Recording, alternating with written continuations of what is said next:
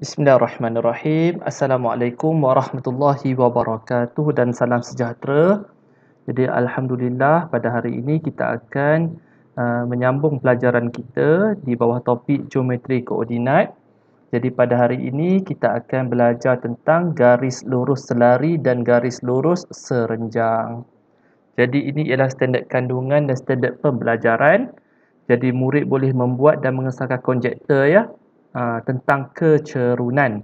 Jadi nak bercakap tentang garis lari dengan garis serenjang ni, kita pertama sekali kena faham dulu dan kena imbas kembali konsep kecerunan.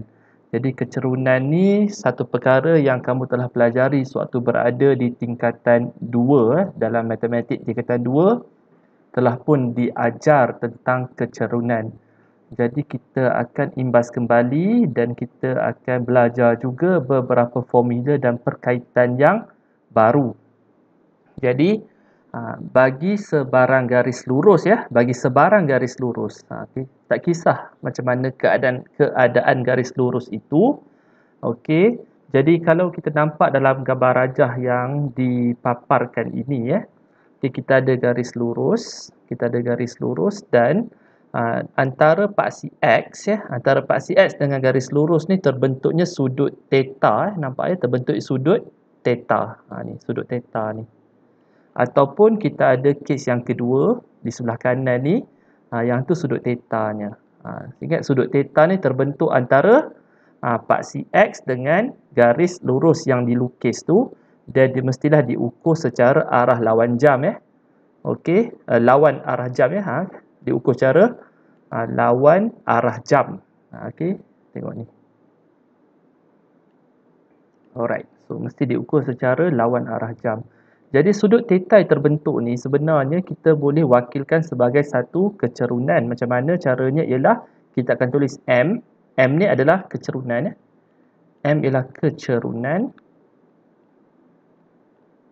Kecerunan sama dengan tan theta, tangent theta. Jadi ini adalah satu bentuk rumus jadi satu rumus yang kita akan guna pakai selepas ini.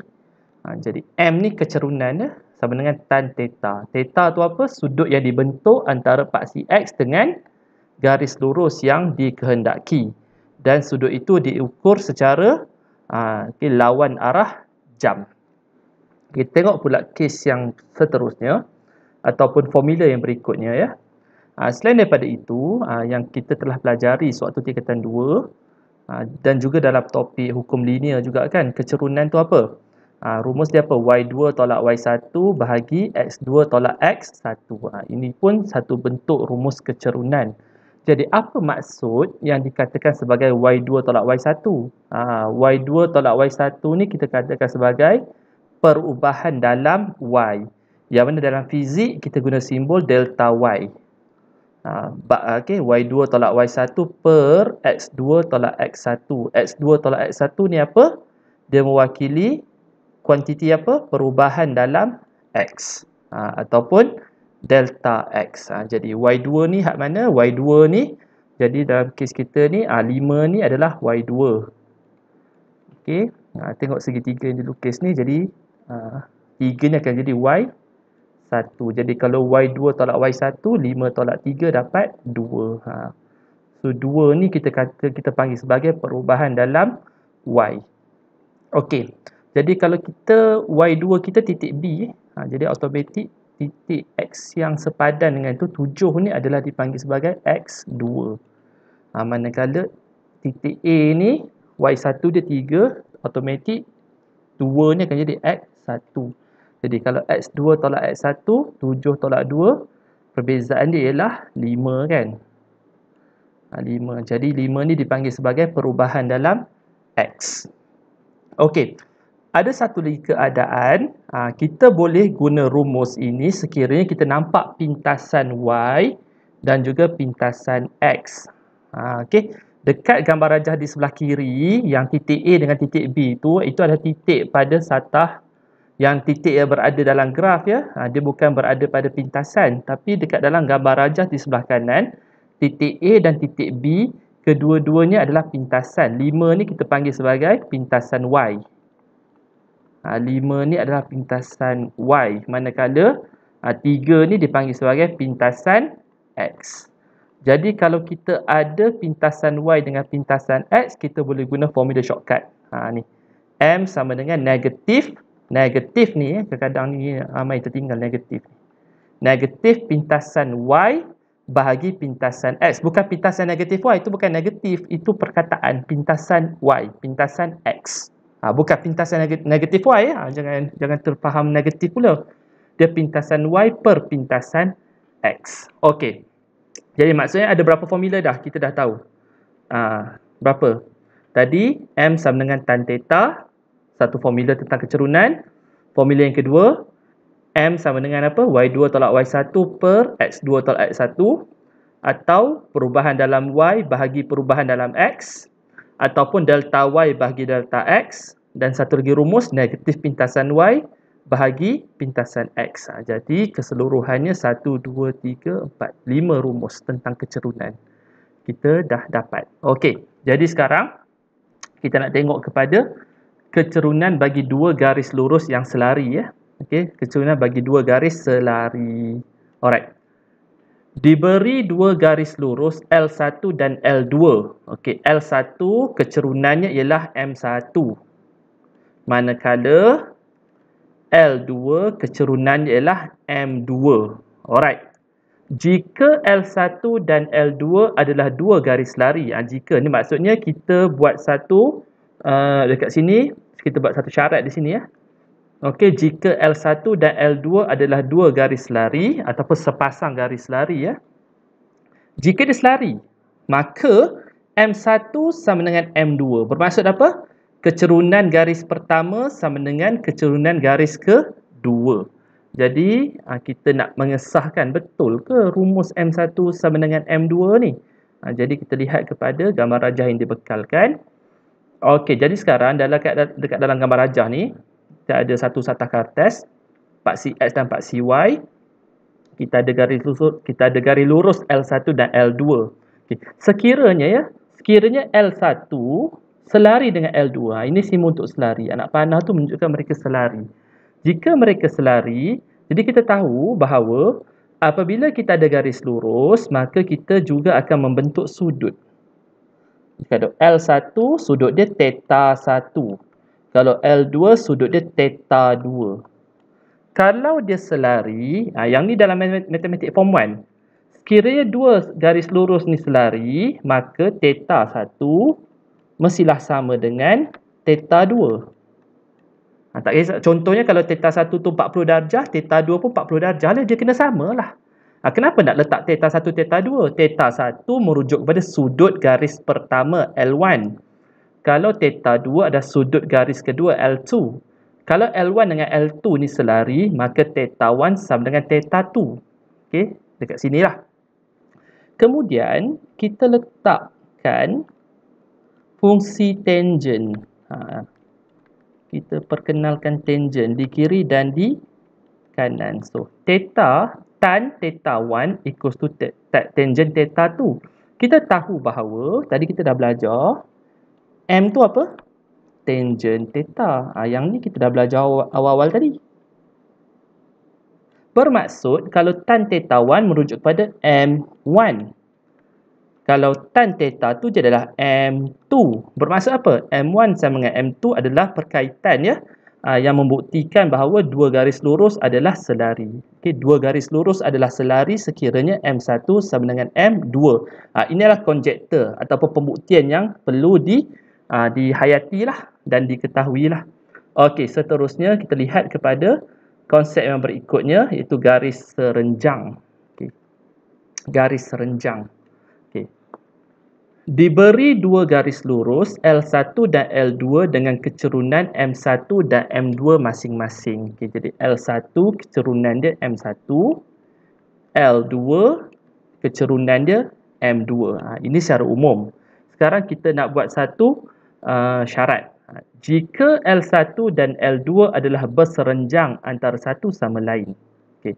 Jika L1 dan L2 adalah berserenjang antara satu sama lain, L1 dan L2 berserenjang, maka M1 darab M2 sama dengan negatif 1. Okay, berserenjang maksudnya ialah Dua garis lurus ini dia bertemu pada sudut 90 darjah. Tengok gambar rajah di bawah ni, kita ada L1 dan L2. Okey, dua garis lurus. Sekiranya L1 dan L2 berserenjang, maka sudut pertemuan mereka ni mestilah 90 darjah. Okey. So sekarang kita nak buat konjektor je, kita nak buktikan M1 darab M2 sama dengan -1. Okey, mula-mula sekali kamu kena tengok ya, kita ada garis L1. Kalau ada garis L1, sudut yang dibentuk, kita kata sudut dia adalah theta 1. Okey. Kemudian satu lagi kita ada garis L2.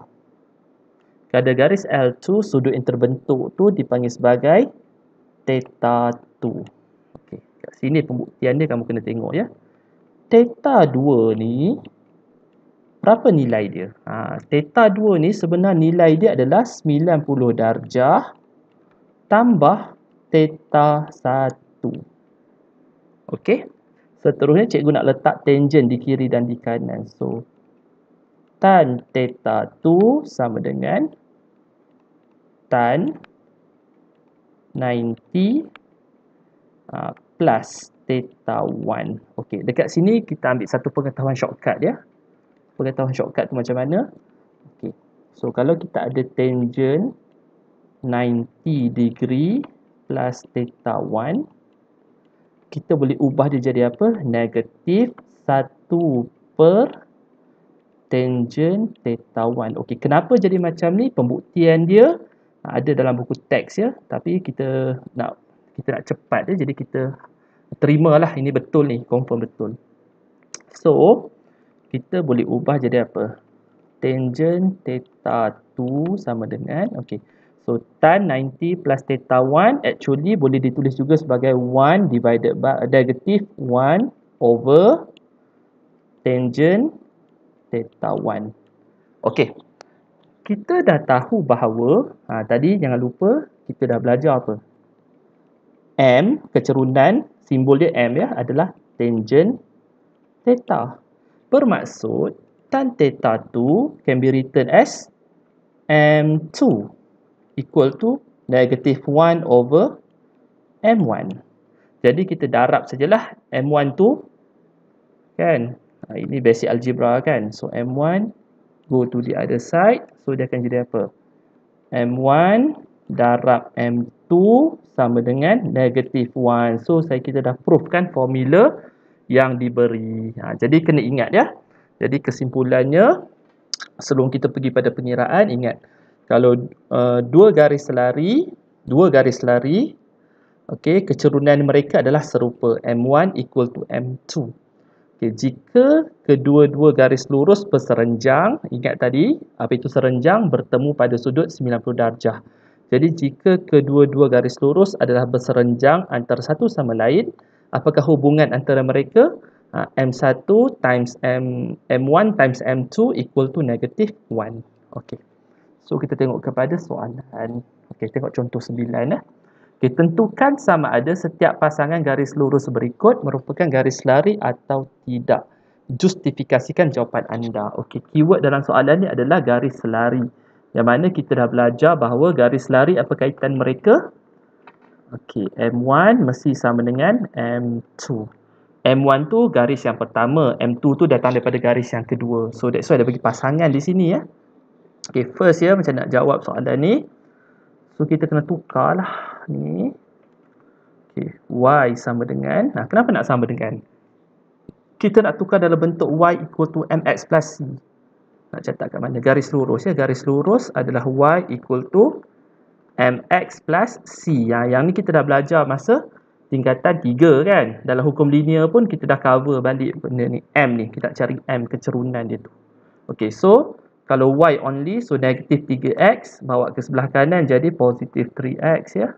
And positif 2 bawa ke sebelah kanan jadi negatif 2. Therefore, kecerunan dia apa? Dia mesti kecerunan MX. Jadi 3 ni kecerunan dia. So M1 equal to 3. Okey. Garis yang kedua ni, dia dah already dalam bentuk MX tambah C kan. So kita tahu negatif 3 ni adalah dia punya kecerunan lah. So M2 equal to negatif 3. Okey, sekarang ni kita nampak M1 equal to M2 tak? Tak kan? Okey, 3 tak sama dengan negatif 3, right? Therefore, M1 tak sama dengan M2. Kalau M1 tak sama M2, maksudnya apa? Okey, pasangan itu tidak selari. Okey, tidak selari. Justifikasi tu maksudnya sebab tu pada kiraan kita tu sebenarnya. Okey, sebab tu pada kiraan kita tidak selari. Kalau nak tulis lagi elok, tidak selari kerana M1 tak sama dengan M2. Okey, settle soalan A. Kita tengok soalan B. Okey, soalan B kita guna warna lain lah. Saya guna color green hijau. Okey. So kita ada 2y equal to negative 3x plus 2 equal to 0. So again kita mesti ubah persamaan jadi apa? 2y sama dengan negatif 3x bawa sebelah kanan jadi positif 3x. Positif 2 bawa sebelah kanan jadi negatif 2. Okey. Tapi persamaan garis lurus mesti apa? Y equal to mx plus c. Bukan 2y tak mau 2y. So y equal to apa? 3/2x tolak 2 bahagi 2, 1. Okey. This equation also yang sebelah kanan ni kan, yang sebelah kanan ni dia ada 1 ni. So kita bagi 2y equal to 3x minus 4. So kita ubah y jadi apa? 3/2x minus 4 bahagi 2 dapat 2. Okey. So in this case, dia punya kecerunan apa? M1 dia. Yes, 3/2. Okey, garis lurus yang sebelah kanan ni another one, M2 dia apa? Kecerunan for this garis lurus also 3/2. Sama tak? Sama kan? So kita kata M1 equal to M2. So selari kerana M1 equal to M2. Okey, settle contoh 9. Okay, so kita pergi pada contoh yang ke-10.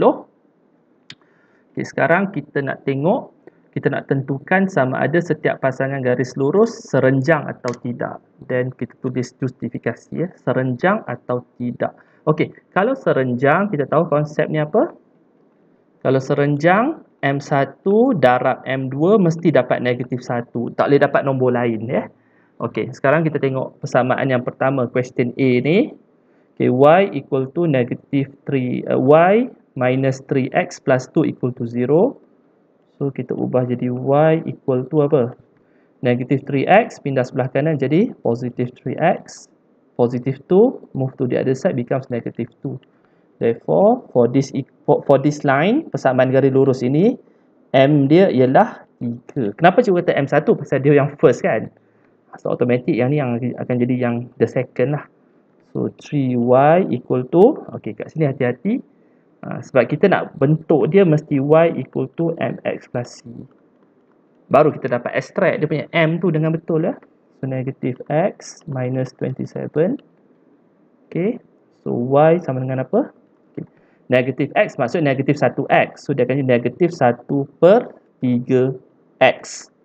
Tolak 27 bahagi 3. So, dapat 9. In this case, M2 ialah negatif 1/3 lah. Okay, kalau tak nampak ni. So, perhaps I can highlight lah. 3.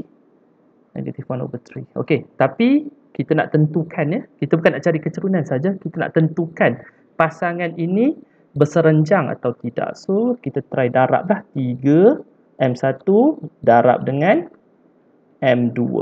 Okay. So, when you multiply, memang obviously awak dapat negatif 1 kan. Dapat negatif 1 bermaksud apa? Dia imply apa? Apa maksud dia? So, M1 darab M2 equal to negative 1. Therefore, kita kata apa? Okay, berserenjang ya. Mereka adalah berserenjang. Kerana M1 darab M2 dapat negatif 1. Okey, settle soalan A. Sekarang kita tengok soalan B. Okay, question B.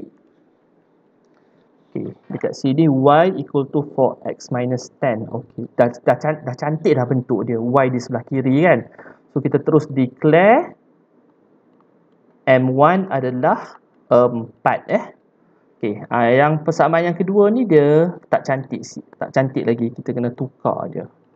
So, for y equal to negative x jadi positive x plus 10. 10 tu dah memang di sebelah kanan kan. Kamu jangan usik dia. Sekarang kita tahu kalau x sahaja, it means 1x. So, kalau y, kita akan dapat 1x tadi, 1x kan? 1/4x tambah 10 bagi 4 adalah 5/2. Okay. So, meaning that M2 adalah 1/4. Alright, sekarang ni kita try darab mereka. 4 darab 1/4. Awak dapat 1. Dekat sini bermaksud apa? Kita tak dapat negative 1 kan? Therefore, M1 times M2 tak sama negative 1. Kesimpulan kita apa? Tidak berserenjang. Tidak berserenjang kerana M1 times M2 not equal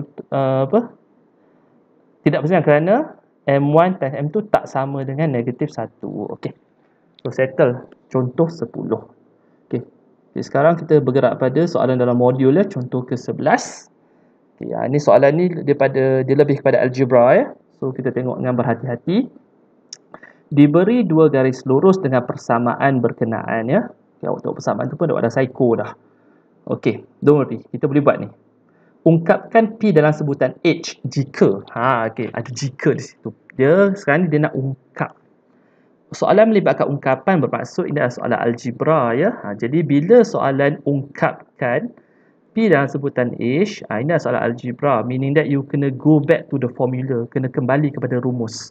Rumus apa yang cikgu maksudkan? Tengok persamaan yang dibagi. Okay, first equation ni kan, yang pertama ni. Y tolak bla bla bla ni kan. Okay. So sebenarnya kita boleh tukar jadi apa?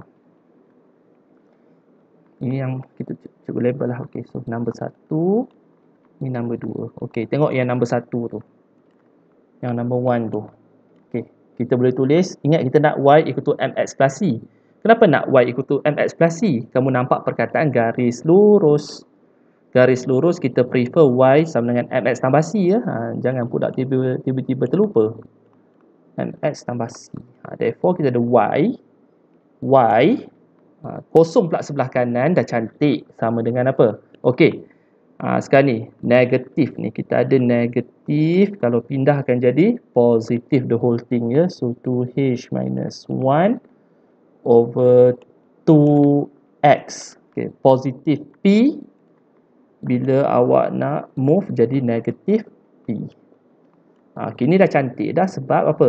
Bermaksud M dia adalah distinct. Itu adalah M dia.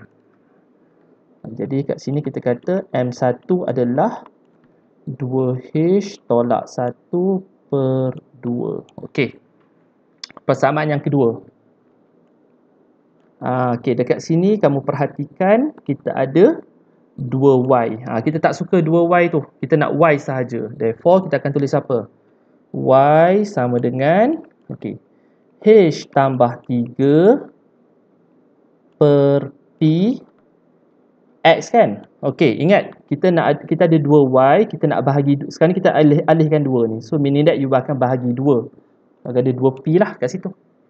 Tolak. Okey, 4 bahagi 2 awak dapat 2.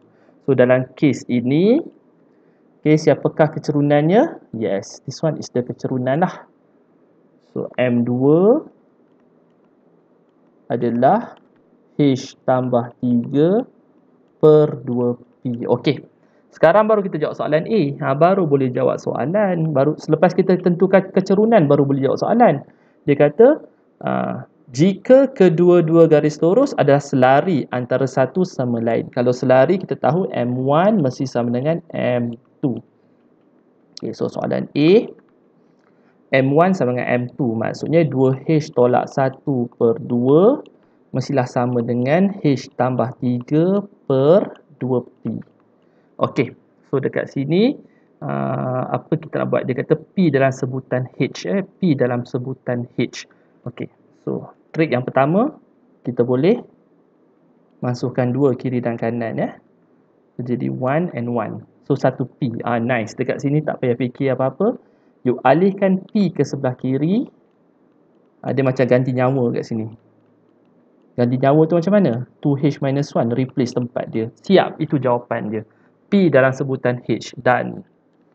Okay, soalan A siap. Soalan B. Dia kata berserenjang antara satu sama lain. Kalau berserenjang kita tahu M1 times M2 mesti dapat negatif 1. Okey.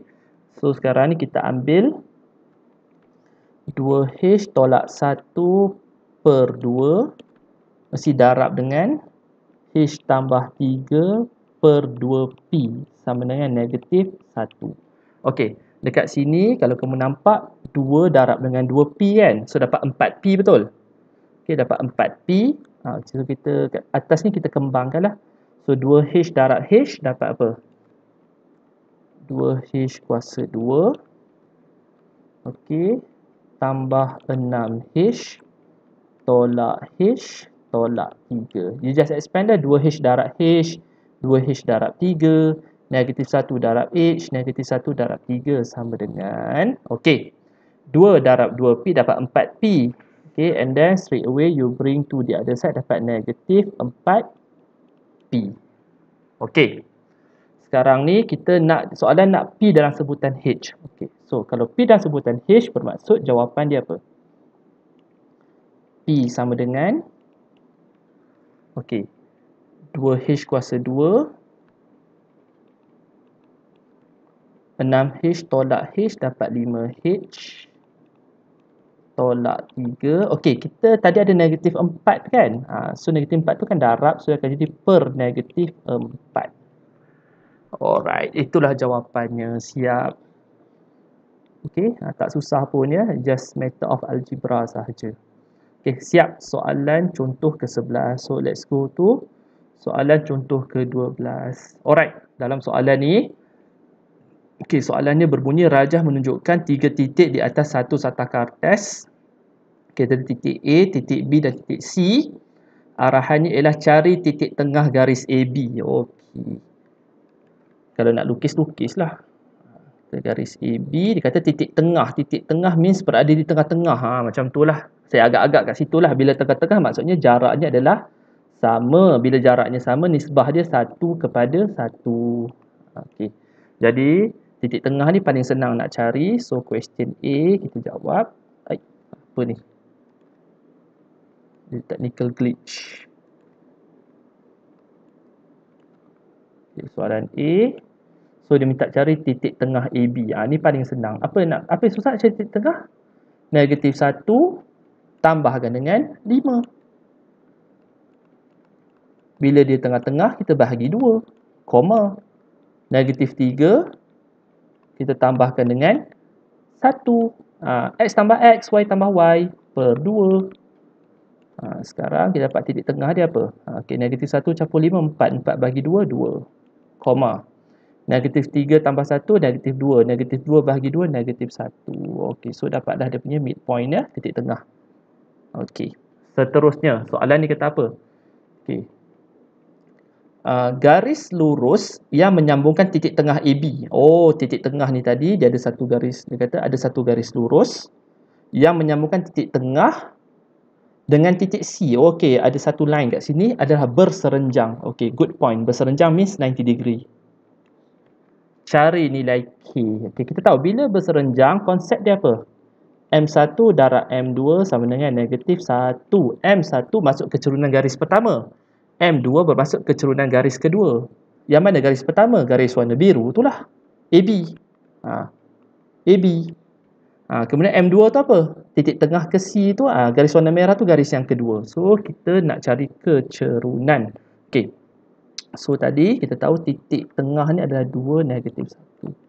Okey, sekarang ni kita nak tengok kecerunan garis pertama. Garis pertama ni ingat dia ada garis apa? Garis AB lah. Garis AB ya. Okey, kecerunan ni macam mana? Kita dah belajar tadi Y2 tolak Y1 ya. So 1 tolak negatif 3. Y2 tolak Y1 bahagi X2 tolak X1. 5 tolak negatif 1. So dapat apa? 1 tolak negatif 3, 4. 4 per 5 tolak negatif 1, 6. So 4 per 6 adalah 2 per 3. Okey, masih kecilkan nilai ya. So M1 2 per 3. Okey, M2 kecerunan garis kedua ni kan. Okey, kita tahu kecerunan tetap kecerunan ya. Okey, konsep dia apa? Okey, so nak cari kecerunan Y2 tolak Y1. So negatif 1 tolak K per X2 tolak X1. So 2 tolak 4. Okey. Ni. This point and that point. Okey. So kita akan dapat kat sini negatif 1 tolak K per 2 tolak 4 dah negatif 2. Okey.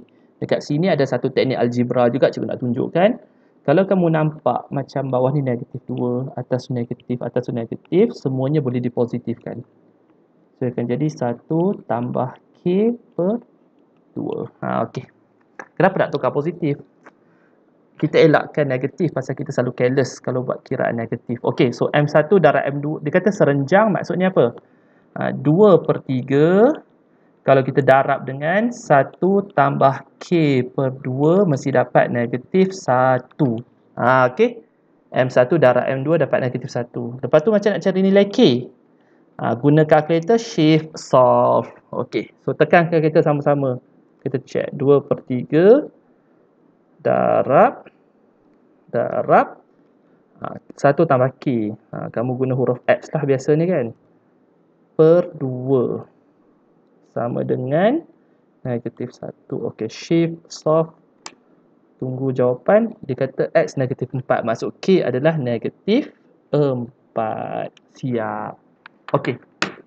So itu sahaja pelajaran kita pada hari ini berkenaan dengan garis selari, garis lurus selari dan garis lurus serenjang. So tunggu for the next video, cikgu akan ajar untuk mencari luas poligon. Okey, bye bye. Assalamualaikum.